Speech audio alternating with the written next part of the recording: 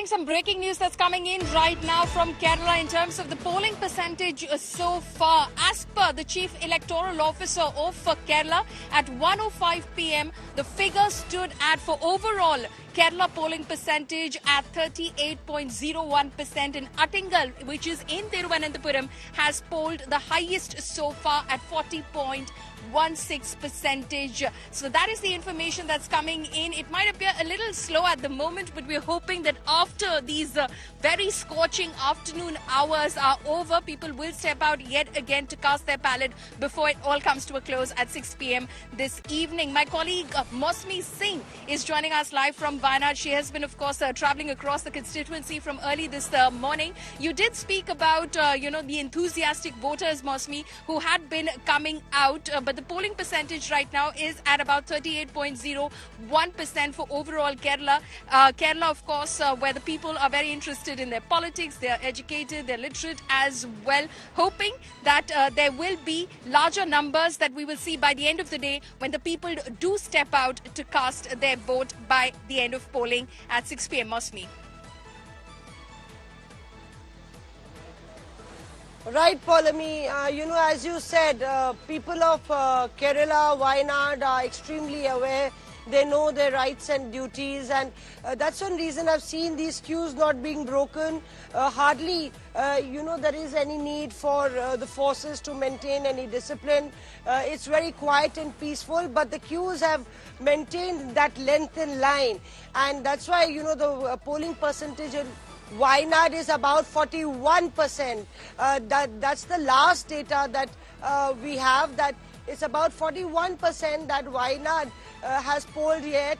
And let me tell you that in fact, across Kerala, people have been really very diligent. If they are not staying in their hometown where they have their vote, they've travelled. I've known and spoken to several students from Bengaluru who've come. They are studying in Bengaluru, but they've come here to cast their vote. Several people who've taken a days off if they're working out of town and come to cast their vote, and in fact NRIs as well.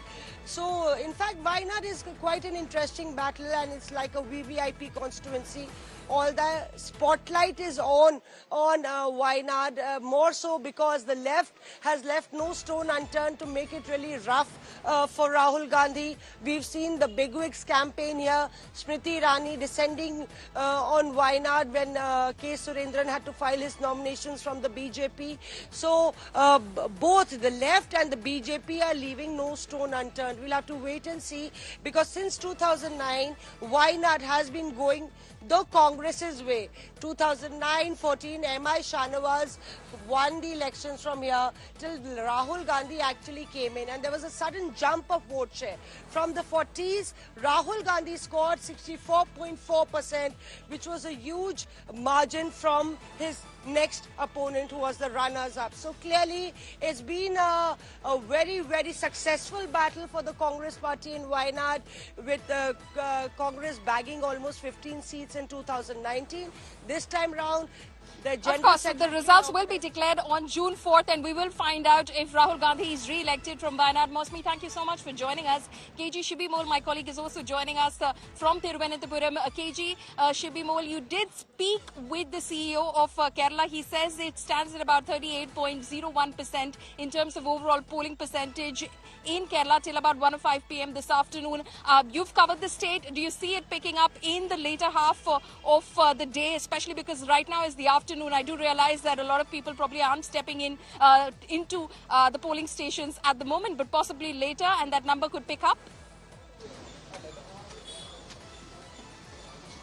Well, Paulami, I have the final figures that has come out, which is, and the overall polling percentage in Kerala stands at 40.21, and the highest right now is at Alappuzha, in fact, at 42.25. That is the last update we have from the Chief Electoral Officer, Kerala. In fact, it's surprising and interesting that constituencies where we did not expect such high polling percentage are coming out actually in huge numbers to cast their vote, and constituencies like Vadagara, where we expected a very high voter turnout, has been a little slow in taking the pace. But again, it's very hot in Kerala, like you were mentioning. Around other than Idukki and Wayanad, all the other 12 in all the other 12 districts, there's a yellow alert also issued, considering the heat. So the temperatures are really high.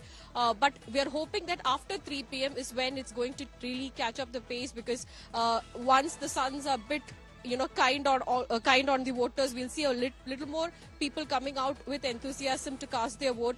But still, even when I just traveled around Thiruvananthapuram, in most of the booths, there are still people standing in queues to cast their vote, people coming in to the polling booth to cast their vote. Most of them were there, especially, the elderly people and the youngsters also had come in large numbers in the early mornings. But right now, in certain booths, we're learning that it's a bit dry right now, it's a bit dull. But probably after 3 p.m. is when it's going to... We really hope that the people do still turn out and, cast their ballot. We do realize that, Malayalis are extremely, aware of their voting rights. They do realize that they can, in fact, make a difference with their vote as well. But the heat wave, it's been unsparing on everyone, included... I beg your pardon, Shibi Mole and Mosmi, thank you so much for joining us. In fact, here's how it stood in the 2019 Lok Sabha elections. As far as the 20 Lok Sabha constituencies of Kerala are concerned, the Congress won 15 of those constituencies. IUML grabbed 2 constituencies, the CPM won and others 2. UDF got 19 out of 20. And as far as key candidates are concerned, 2 of those high-profile candidates contesting right here from where I'm standing. Thiruvananthapuram, Dr. Shashi Tharoor, a 3-time Member of Parliament from the Congress Party, versus Union Minister Rajiv Chandrasekhar from the Bharatiya Janata Party.